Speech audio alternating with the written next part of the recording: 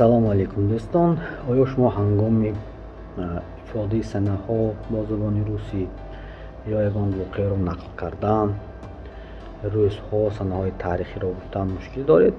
ба ҳар ҳол дар оғоз бояд донем ки албатта то фаҳмидани ҳамаи нозукиҳо машқ кардан лозим аст. Албатта ин мушкилиҳо дорад ва бо гузашти замон албатта ин душвориҳо аз худ мешаванд ва биёед андак машқ мекунем.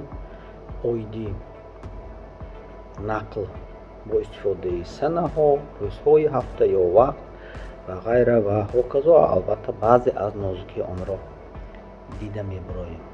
инак дӯстон, метавонед чун ҳамеша лайк монед ва делиться кунед бо ин видео. албатта пеше ки барои ин ба шумо ташаккур мекунем ва рафтем. инак биёед оғоз мекунем аз рӯзҳои ҳафта.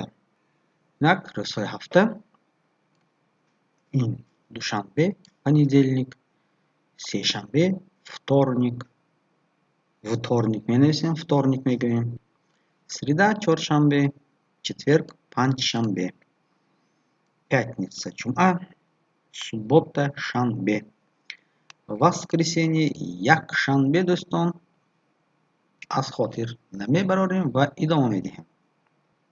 барои он ки мо ҳафтаро дар нақл ё ҷумлаи худ гӯем, яъне дар фалон рӯзи ҳафта гӯем, дар оғози он мо в қӯш мекунем, яъне в, дар охираш у пайваст мешавад.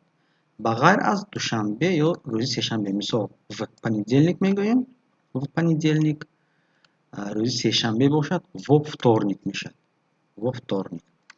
ва дар идома в среду, рӯзи чоршанбе, фалон, в четверг, в пятницу, в субботу, в воскресенье. чун мебинед, дар аксар вақт ҳарфи у истифода мешавад, дар баъзе ҳолатҳо не. инак мебинем дар мисол: в среду мы идем в кино, а в воскресенье приедут родители. рӯзи чоршанбе мо ба кино меравем, якшанбе бошад, волидон мебиёянд, ё ин ки падару модар меоянд.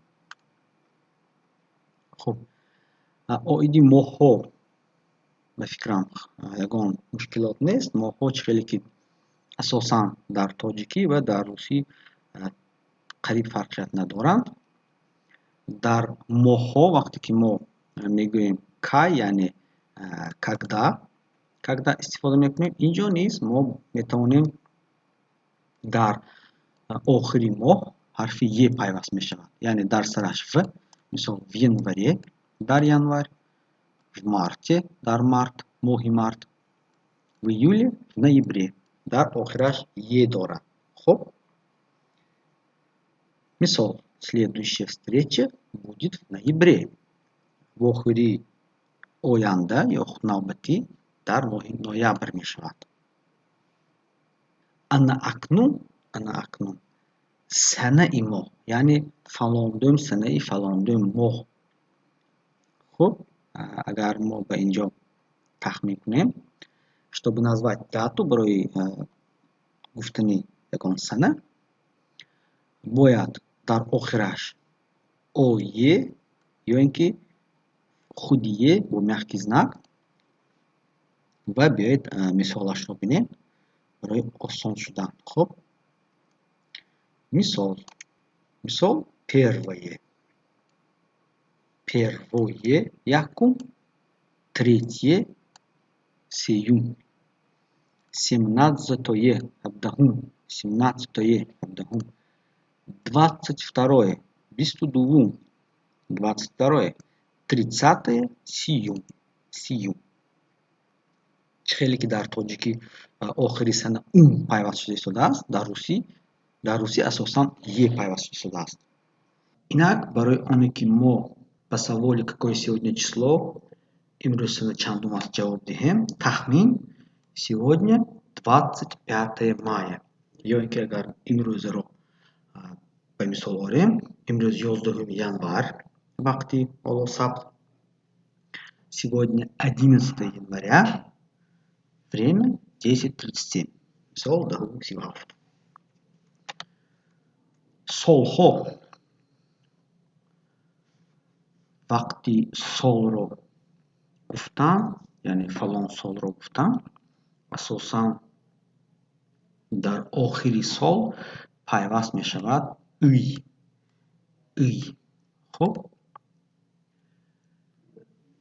яъне барои мисол 1999 1999, яъне 1999 яъне чӣ хеле ки дар тоҷики дар охири ҷумла мешавад калима, дар русӣ үй. 2015 2015, яъне ҳозир 2023 2023. Анакнун агар 1875 бошад чӣ? 1875.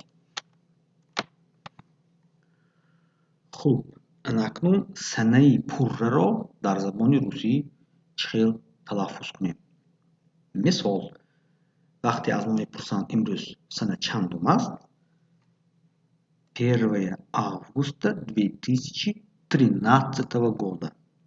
Ё ин ки имрӯзро бозгӯем 11 января 23 года. Ана акнун вақте ба мо savol мешавад когда, яъне кай, ин дар назар дорем гузашта, оянда, мо мегӯем 1 августа 2013 года. Яъне пагоҳ мешавад 12 января 23 года, рӯзи гузашта было 10 января 2023 года. Фарқро анакнун якчиро фарқ мекунем. Хуб, фарқ мекунем ва ана ин мисол аҳамият диҳем. 9 мая 1945 года важный день для всех нас.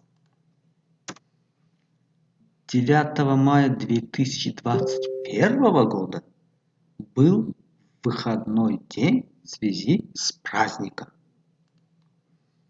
Ёинки. 8 марта 2021 года выходной день. Мы поженились 8 марта 2005 года. Анакнун дар инҷо чӣ хел санаро навиштам дар ҳар намуд аст, яъне намуди кӯтоҳ карда шуда, намуди миёна ё ин ки пурра низ гуфтам мумкин ва инчунин дар баъзе маврид си мисол нуқта 09 нуқта 20 ҳам мекунам. Хуб, яъне нишон додани сана ҳам якчанд намуд дорад. Яъне намуди кӯтоҳ, миёна ва пурра.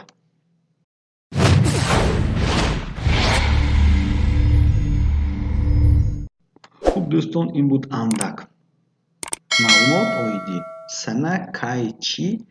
Метавонед маълумоти бештарро аз интернет ҳам ёбед, ҳам метавонед дар комментарий нависед, то ба кадом гӯем мавзӯъҳо бисёртар диққат диҳем. ва чун ҳамеша лайк, комментарий. Доимо муваффақ ва саломат бошед дӯстон.